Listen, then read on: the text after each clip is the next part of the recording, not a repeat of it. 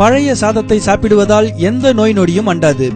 நாள் முழுக்க பழைய சாதம் நம்மை சுறுசுறுப்புடனும் புத்துணர்ச்சியுடனும் வைக்கும். முதல் நாள் சோற்றில் நீர் ஊற்றி மறுநாள் சாப்பிடும் இந்த பழைய சாதத்தில் B6, B12 போன்ற ஏராளமான சத்துக்கள் நிறைந்துள்ளது. பழைய சாதத்தை சாப்பிடுவதால் நோய் எதிர்ப்பு சக்தி அதிகரிக்கிறது. பன்றி காய்ச்சல் உட்பட எந்த ஒரு காய்ச்சலும் அணுகாது. உடல் சோர்வு நீங்கி உடல் சுறுசுறுப்பாக இருக்கும்.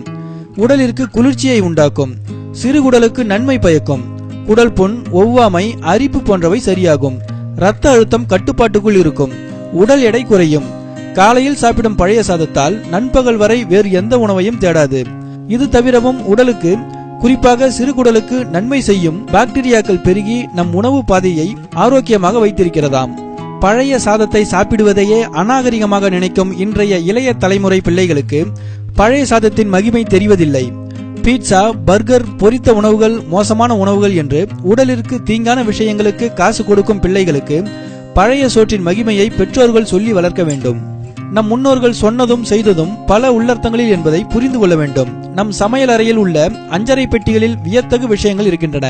இதனை உங்கள் பாட்டிகளிடம் கேட்டால் தங்கள் அனுபவ அறிவால் எது உடலிற்கு நன்மை பயக்கும் என்பதை விளக்கமாக கூறுவார்கள். பழைய சாதத்தில் கொஞ்சமாய் உப்பிட்டு மோரை கரைத்து வெங்காயம் அல்லது பச்சை மிளகாயுடன் சாப்பிட்டால் கோடை வெயிலிற்கு ஜில்லென்று இருக்கும். கிராமங்களில் வயல் வேலை செய்பவர்களுக்கு தெம்பு எதிலிருந்து கிடைக்கிறது என்பதை நாம் தெரிந்து கொள்ளலாம். உடல் உஷ்ணத்தை தடுக்கவும் கண்ட வியாதிகள் அண்டாமல் தவிர்க்கவும் பழைய சாதத்தை உண்ணுங்கள். எங்கள் நிகழ்ச்சிகள் உங்களுக்கு பிடித்திருந்தால் சப்ஸ்கிரைப் செய்யுங்கள். மிகவும் பிடித்திருந்தால் உங்கள் நண்பர்களுக்கும் ஷேர் செய்யுங்கள். நன்றி, வணக்கம்.